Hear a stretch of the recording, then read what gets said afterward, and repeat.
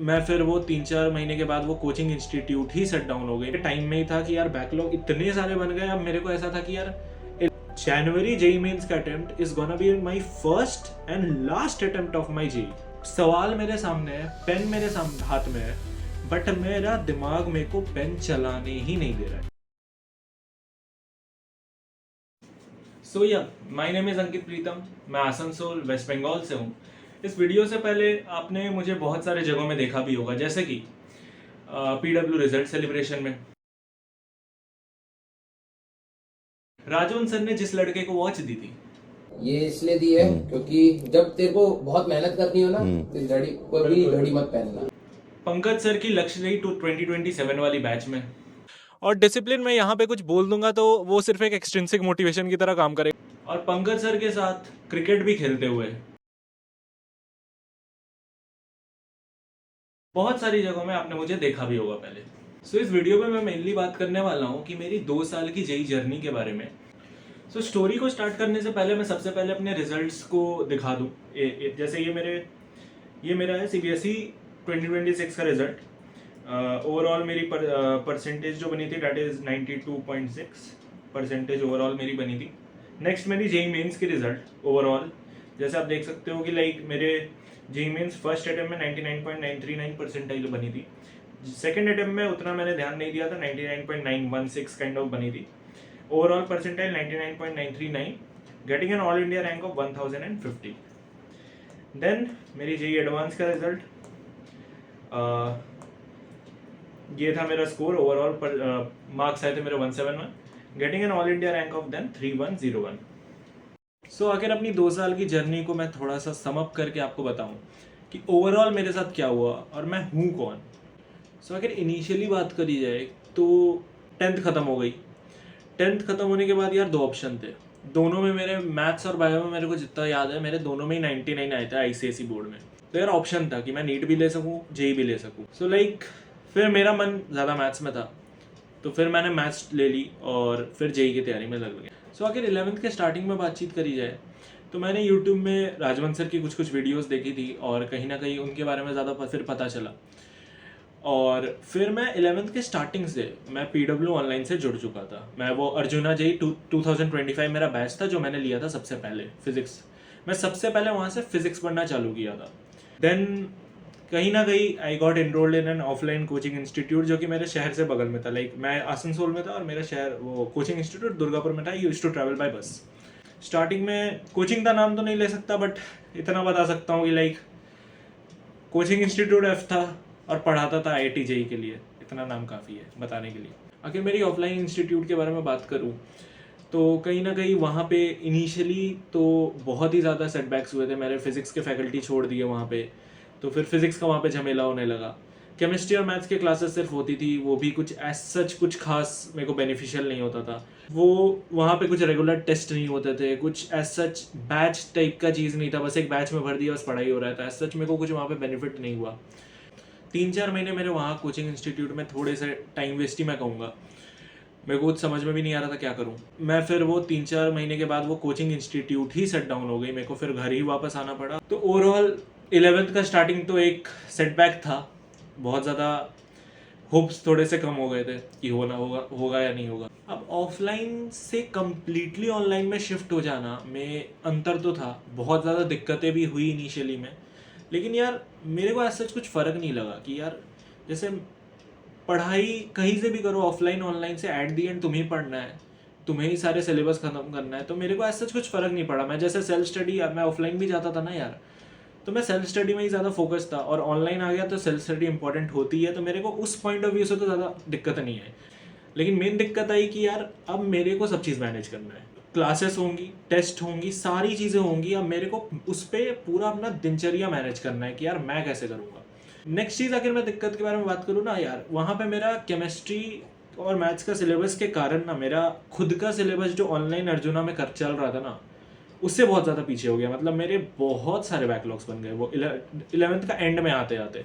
मतलब जहाँ मैं इनऑर्गेनिक ख़त्म कर रहा हूँ, पीरियोडिक टेबल, केमिकल बॉन्डिंग, और अर्जुना में ऑर्गेनिक भी शुरू हो गई है। और मेरी वो सारी चीज़ें चल रही थी, वो भी आधी बची हुई है। वो दिसंबर जनवरी के टाइम में ही था कि यार बैकलॉग इतने सारे बन गए। अब मेरे को ऐसा था कि यार इलेवेंथ के एंड में आते आते एग्ज़ाम स्कूल में बहुत सारे होने लगे, तो उस चक्कर में टाइम फिर कम बचने लगा। लेकिन फिर यार एक टाइम बचा जो कि था 11th, जब अर्जुना ख़त्म हो गया और मेरे स्कूल के एग्ज़ाम खत्म हुए, डैट इज़ फेब मिड और मार्च लगभग। तो मेरे पास ना वहाँ पे 1.5-2 महीने बचे थे। तो वो 1.5-2 महीने के अंदर ना मैंने पूरी ऑर्गेनिक 11th की निपटाई, मैथ्स के बहुत सारे चैप्टर्स निपटाए, और फिजिक्स चूंकि मैं कंसिस्टेंटली राजवन सर के साथ था, तो मेरा 11th के एंड में आते आते फिजिक्स में तो ऐसा कोई बैकलॉग नहीं बना। और जैसे मेरा स्कूलिंग का अगर मैं सिस्टम बताऊँ, स्कूलिंग मेरा काइंड ऑफ रहता था, मैं वीक में हफ्ते में 1-2 दिन जाता था, टेस्ट हुआ तो चला गया, और कुछ प्रैक्टिकल्स हो गए तो चले गए, एज सच मैं नहीं जाता था। और जब भी जाता था यार स्कूल में, ऐसा नहीं कि पढ़े जा रहे, या फिर मैं पूरा एंजॉय करता था स्कूल में। 2 दिन भी गया हफ्ते में, लेकिन 2 दिन पूरा एंजॉय किया। लाइक अब होती है क्लास 12th की स्टार्टिंग। क्लास 12th की स्टार्टिंग मेरे को अभी भी याद है, लक्ष्य जी 2026 batch was started in around like April 7th-8th, और मेरा 11th का सिलेबस खत्म हुआ है अप्रैल 4th या फिर 3rd में। मतलब इतने सारे बैकलॉग बन गए थे 11th के, लेकिन मैंने सब चीज़ कवर किया 11th के एंड में। 11th मैंने अच्छे से कवर की थी, जितना पढ़ लिया था वो तो अच्छे से था ही, और बैकलॉग के टाइम में भी ऐसा नहीं कि सिर्फ लेक्चर दे के उड़ा दिया, मैंने एक एक चीज़ अच्छे से की, और एट द एंड मेरा 11th स्ट्रॉन्ग प्रिपेयर हो गया। 12th ओवरऑल मैंने तो लाइक जैसा जैसा टीचर्स क्लास में बोल रहे थे सारी चीज़ें करते गया, और 11th को भी टच में रखता गया, और साथ ही साथ आगे बढ़ता गया। और जब 12th का मिड भी हुआ, मिड तक भी आया, तब तक भी मेरा 11th स्ट्रांगली प्रिपेयर हो गया था। 12th जो चल रहा था उस पर अच्छी खासी प्रैक्टिस और सारी चीज़ें हो गई थी। Then at the end JEE Mains का टाइम आया। मेरा माइंडसेट ऐसा था ना यार कि मेंस का, लोग बोलते हैं यार मेंस के लिए कोई लोग लेके चलते कि यार मेरे पास 4 अटेम्प्ट्स है, कि भाई 12th के बोर्ड के साथ 2 और ड्रॉप ईयर में 2, तो बहुत लोग मान लेते हैं मेरे पास 4 अटेम्प्ट है। मैंने ये ठान के रखा था 12th के स्टार्टिंग में कि यार जनवरी जेईई मेंस का attempt is gonna be my first and last attempt of my JEE. So like मेरा ऐसा था ना कि यार मेरा ऐसा ही था, जनवरी फोड़ूंगा और बात खत्म करूंगा जेईई मेंस के लिए, और वही मैंने किया। मेरा जेईई मेंस के 10 दिन पहले तबीयत भी खराब हुआ था, बट यार इतना ज़्यादा डिटरमिन्ड था कि यार वो सब चीज़ें मेरे को फ़र्क नहीं पड़ने लगी। मैं at the end JEE Mains का पेपर दिया, मेरी 21 जनवरी शिफ्ट 2 थी। एट दी एंड पेपर देने के बाद जब पेपर दे दिया, थोड़ा सा डिसअपॉइंटेड था मैं, क्योंकि यार मेरे कहीं ना कहीं जो मेरा पोटेंशियल था मेंस का पेपर में, जितना मैं स्कोर कर पाता, एट दी एंड मेरा लास्ट में थोड़ा टाइम वेस्ट भी हो गया, थोड़ा माउस वाउस के चक्कर में कंप्यूटर का, तो वो सब एट दी एंड मेरे कुछ 245 मार्क्स बने थे out of 300 in JEE Mains, जो इसके कारण मेरी सेशन 1 में परसेंटाइल आ गई 99.94। मैं इतना जेईई मेंस में एक्सपेक्ट कर भी रहा था, और मतलब मैं खुश भी था अपने परसेंटाइल से, बिकॉज यार एक्चुअली क्या है ना, कंपटीशन जनवरी में थोड़ा सा कम रहता है, क्योंकि यार सारे लोग कम प्रिपेयर रहते हैं। अप्रैल में सभी लोग जम मार देते हैं, तो यार जनवरी में ही मैंने अच्छा खासा कर लिया, तो यार मेरी परसेंटाइल अच्छी आ गई। देन यार मेंस हो जाने के बाद मेरे पास प्रॉपर 3 महीने बचे थे, डैट इज़ फेब, मार्च, अप्रैल और मई का थोड़ा हाफ। तो यार मेरे पास प्रॉपर 3 मंथ्स थे फॉर एडवांस्ड, और मैं ये ठान चुका था यार मेंस पहले फोड़ देता हूँ, और एडवांस के लिए मैं साथ ही साथ प्रिपेयर कर रहा था। मतलब 11th 12th में भी मैं एडवांस के ओरिएंटेड था, लेकिन मेंस के 2 मंथ्स के पहले मैं काइंड ऑफ एडवांस को छोड़ दिया था यार। अब बोला था कि मेंस को ही लेते हैं ध्यान से। देन फिर मैं बैठा एडवांस के लिए, अब सिर्फ और सिर्फ मैं एडवांस पे ध्यान देता था। मेंस 2 ड्रॉप सब मैं भूल चुका था, मेरे को था एडवांस करूंगा, फोड़ूंगा, लिख लूंगा। अब एडवांस के लिए जब प्रिपेयर कर रहा था, बीच में बोर्ड एग्जाम्स भी आ गए थे, कि बोर्ड एग्जाम्स के लिए मैं फिजिक्स, केमिस्ट्री, मैथ्स के पॉइंट ऑफ व्यू से तो चिल था, मैं सिर्फ जेईई के नोट्स पढ़ता था, चला जाता था, तो उसी से मेरा जो आया उसी से आया। और बाकी फिजिकल एजुकेशन और मेरा इंग्लिश जो था, उस पर मैंने थोड़ा बहुत एग्जाम के 1 दिन पहले देखा, और बोर्ड एग्जाम देने के टाइम में भी बस मेरे को डेट में देख लेता था, और सुबह सुबह उठ के बस मैं चला जाता, पेपर दे के आ जाता था। फिर आया जेईई मेंस 2। जेईई मेंस 2 के लिए मैं एज सच रिवाइज करके नहीं गया था, लाइक जस्ट ऐसे ही पेपर दे दिया था। तब भी मेरे 244 मार्क्स आए थे, जो कि जनवरी में मेरे 245 थे, इस बार में 244 आए थे इन 2 अप्रैल शिफ्ट 1, और उस पर मेरी परसेंटाइल आई 99.91। सो मेंस में मेरी रैंक आ गई 1050। ओवरऑल मैं उस रैंक से सैड ही था। मैं और ज़्यादा डिटरमिन्ड हो गया कि यार एडवांस में अब तो अंडर 500 या फिर अंडर 300 फोड़ दूंगा, और ऐसे मार्क्स मेरे मॉक्स में आ रहे थे। मेरे 360 में अराउंड 250-260 आ रहे थे। तो यार डिटरमिन्ड बहुत ज़्यादा हो गया था, एडवांस के लिए सीरियस बहुत ज़्यादा हो गया। 12 घंटे 13 घंटे डेली पढ़ने लगा एडवांस के लिए। अब आया एडवांस का टाइम, लाइक 1 मंथ पहले बिफोर एडवांस। डेट है अप्रैल 27। मैं दोपहर को बैठ के अपने इसी टेबल में बैठ के एडवांस का मॉक दे रहा था। पेपर 1 में सुबह दे दिया था, पेपर 2 में देने बैठा था दोपहर के 3 बजे। वन थिंग आई नोटिस, जैसे ही मैंने मैथ सॉल्व करना स्टार्ट किया ना यार, मेरा दिमाग में हो गया फॉग। मतलब सवाल मेरे सामने है, पेन मेरे सामने हाथ में है, बट मेरा दिमाग मेरे को पेन चलाने ही नहीं दे रहा है। मतलब इतना ज़्यादा फिल्ड अप हो चुका था मेरा दिमाग ओवरलोड काइंड ऑफ हो गया था कि एक्सेप्ट करने के बजाय वो रिजेक्ट करने लगा। तो क्वेश्चन मैं सॉल्व ही नहीं कर पा रहा हूँ, मतलब मेरा दिमाग कहते हैं बंद हो गया, काइंड ऑफ शट डाउन ही हो गया। Then I totally shut down my computer. मैं यहाँ पे कंप्यूटर बैठ के दे रहा था, मैंने इसको बंद किया, मैं यहाँ पे लेट गया, हमने सर्वर से बात किया, तो उन्होंने कहा कि यार 4-5 दिन पढ़ाई छोड़ दो, मतलब ये जो किताब वगैरह सारी चीज़ें था देखना ही छोड़ दो, ये रूम से ही निकल जाओ।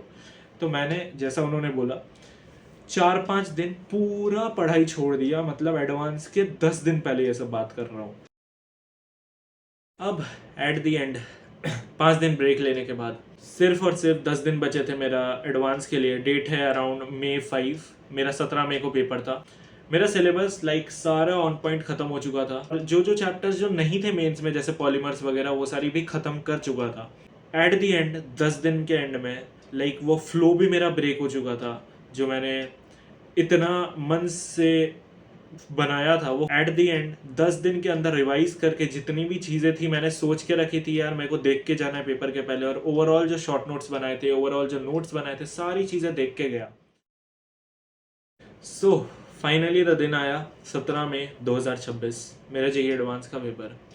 सुबह उठा, पेपर 1 दे के आया, देन पेपर 2 देने गया। पेपर 2 में भी पेपर 1 ही जैसा गया यार। जैसे ही फिर शाम के 5:30 बजे हम लोग को सेंटर से छोड़ा गया, वो फीलिंग अलग थी। मतलब एट द एंड वो 2 साल की जर्नी, वो 26 मंथ्स का पूरा मेहनत, एक एक दिन वो खत्म करने के बाद वो जब शाम की किरण पड़ी थी ना शक्ल में, वो अलग ही फील है। ऐसा लग रहा था कि यार इट्स ओवर, खत्म हो गया सब। 2 साल से जितना मेहनत किया, जो भी किया, वो ओवर हो चुका है। और पेपर से निकल के तो पता चल गया था कि यार IITian तो बन चुका हूँ। सो पेपर देने के बाद मैं 6-7 दिन वेकेशन में चला गया था। Then I came back in 25 May. वो दिन फिर हमारे रिस्पॉन्स शीट आई, मैं फिर नंबर मिलाया, मेरे नंबर बने लिटरली 171। थोड़ा सा डिसअपॉइंट हो गया कि यार ये क्या हो गया, मतलब कर दी, बहुत सारी मिस्टेक्स की है छोटी मोटी, जो कि यार अक्सर पेपर में नहीं करता था। यही चीज़ होती है जो आप कंसिस्टेंसी से बिल्ड करते हो, जो सिली मिस्टेक्स आप नहीं करते हो, वही मैंने की। बिकॉज मेरे जो 5 दिन और उसके बाद पहले जो एक दिमाग में वो हो गया था, जो मेरी कंसिस्टेंसी ब्रेक हुई, जो मेरा फ्लो ब्रेक हुआ, उस पर भी मैं देखा कि यार मेरे कुछ 2000 रैंक आ सकती थी। तो फिर भी मैं खुश हो गया कि यार जो आई ठीक है, मतलब इतने भी ठीक है। एट दी एंड रिजल्ट वाला दिन आया 1 जून, सुबह के 2:45 बजे रिजल्ट आया। मैं रात के 2 बजे तक जगा हुआ था कि यार अब आएगा, क्योंकि मेरे को पता था ये लोग पहले तो दे देंगे, 10 बजे बोले पहले ही दे देंगे। मैं 2 बजे तक वेट किया, फिर मैं सोने चला गया। मैं सुबह उठा 6 बजे, मैं देखा तो यार दोस्त पूछ रहे रिजल्ट कितना है, मैं बोला यार 6 बजे आ गया रिजल्ट। फिर मैं खोल के देखा, एट दी एंड मेरी रैंक आई 3101। वो देख के फिर अलग शौक लगा कि यार ये कैसे हो गया, क्योंकि यार और कट ऑफ मार्क्स देखा 92। वो देख के फिर मैं अलग ये क्या हो गया। सो यार लेकिन एट दी एंड ना जो भी हुआ, मेरी जो भी रैंक आई, और राउंड 1 का जोसा का रिजल्ट भी आ चुका है अभी। मेरे को IIT रुड़की में इलेक्ट्रॉनिक्स एंड कम्युनिकेशन मिला है। सो यार जो भी हुआ है ना, मेरे हिसाब से यार मेरे को तो लगता है यार सही हुआ है। मतलब कुछ भी चीज़ होता है ना यार लाइफ में, तो एट दी एंड मुझे तो लगता है गॉड का कोई प्लान ही होगा जो ये करवाया है। मे बी मेरी अंडर 500 आ जाती तो यार क्या पता मुझे वो चीज़ नहीं मिल पाती जो मैं अंडर अभी जो मेरी रैंक है उससे मेरे को मिल जाएगी फ्यूचर में। तो यार कुछ कह नहीं सकते, जो भी हुआ एक्सेप्ट करके मैं हैप्पीली अभी इंजॉय कर रहा हूँ। एक चीज़ है, मुझे अपनी मेहनत पे कोई रिग्रेट नहीं है। मतलब मैं जितना कर सकता था मैंने उतना किया है। अब एट दी एंड मैसेज में यही देना चाहूँगा कि यार जो समय होता है ना, कि यार जो घड़ी में जो टिक टिक हो रही है ना, वो पूरे दुनिया के लिए, सबके लिए सेम स्पीड में हो रही है।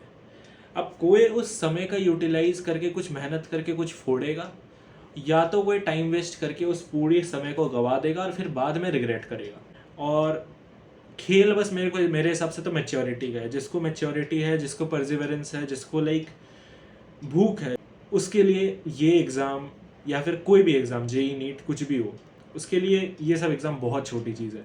सो इसी बात के साथ इस वीडियो को एंड करते हैं। नेक्स्ट वीडियो मोस्ट प्रोबेबली मैं दूंगा अपने स्ट्रैटेजी। इस वीडियो में तो मैं सिर्फ कवर किया अपना जर्नी के बारे में, 2 साल के बारे में। नेक्स्ट वीडियो में मैं कवर करने वाला हूँ अपने स्ट्रैटेजी, अपने पढ़ाई का तरीका, and every single thing how I manage myself to get in to this IIT। Thank you so much for watching.